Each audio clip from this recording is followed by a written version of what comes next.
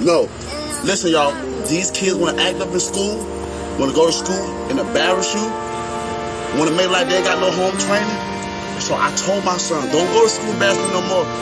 I take care of you, son. I give you anything you want. I discipline you. But you're going to embarrass me like this?